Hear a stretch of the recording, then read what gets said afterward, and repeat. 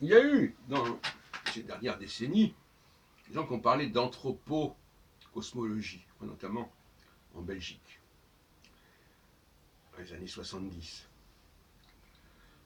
Euh, il est un fait que, on pourrait aussi parler d'astro-anthropologie.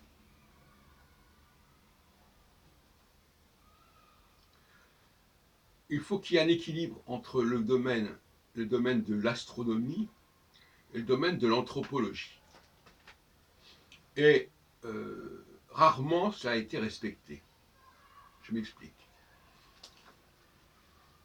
L'astronomie, à un niveau primaire, mais très ancien, c'est de situer les planètes, de savoir où elles sont, et de les situer par rapport aux constellations, par rapport aux étoiles, par le processus des aspects, par le processus des constellations, etc. Et aussi d'en faire un catalogue. Mais en face,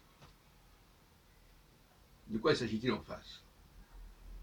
Eh bien, par exemple, il y avait une géographie sacrée qui attribuait un signe zodiacal à telle et telle région du monde. Je renvoie notamment à l'ouvrage d'un de mes quelqu'un que j'ai bien connu à l'époque, Jean Richer, R-I-C-H-E-R, géographie sacrée du monde grec, entre autres. Bon, ce n'est pas un exemple à suivre nécessairement, mais on ne peut pas étudier l'astronomie sans avoir en face quelque chose qui soit aussi relativement structuré. J'entends par là que on a raté le coche pendant pas mal de temps en disant ah oui, ben l'anthropocosmologie, c'est une cosmologie qui nous raconte ce qui se passe sur Terre. Non. L'anthropocosmologie, c'est la mise en rapport de ce que l'on connaît dans le ciel et de ce que l'on connaît sur Terre. C'est pas la même chose.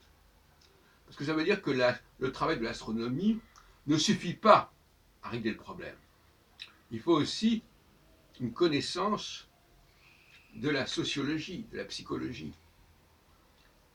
Il faut se repérer, non plus dans le ciel, mais sur Terre. Il faut distinguer, comme on l'a fait en astronomie, les planètes et les étoiles. Eh bien, en astrologie, en astrocosmologie ou en anthropologie, il faut distinguer entre le commun des mortels, si on peut dire, et les étoiles, les stars, les leaders. Et si d'un côté il y a les planètes, de l'autre côté il doit y avoir les leaders. Alors, les planètes, on sait comment les repérer, on les a identifiées, mais les leaders, est-ce qu'on les connaît? On connaît ceux qui se sont affirmés.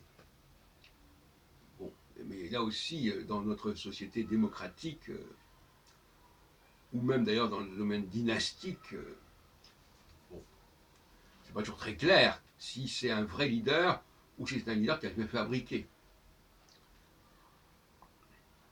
Mais l'important, effectivement, c'est de repérer, c'est un problème de repérage et d'inventaire des ressources humaines. Et une fois qu'on a repéré les leaders, les vrais leaders, à ce moment-là, on peut faire la connexion avec le domaine astronomique. Malheureusement, aujourd'hui, les astrologues ont uniquement parié sur l'astronomie et pas assez sur l'anthropologie.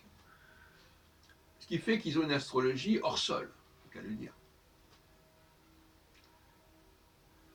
Alors, ils vont vous dire, ah ben oui, mais on va regarder le thème astral pour savoir qui est la personne. Mais non. Parce que le thème astral, c'est encore de l'astronomie. Alors, on va dire, oui, mais on a quand même tenu compte de l'heure de naissance. Ah oui, très bien. Mais vous avez des millions de personnes qui ont un thème astral à ce moment-là. Et comment savoir celles qui sont à considérer en priorité, sinon par le biais d'une forme d'anthropologie, et plus précisément d'une forme de sélection, par l'éducation, par je ne sais quoi. Voilà ce que je voulais dire.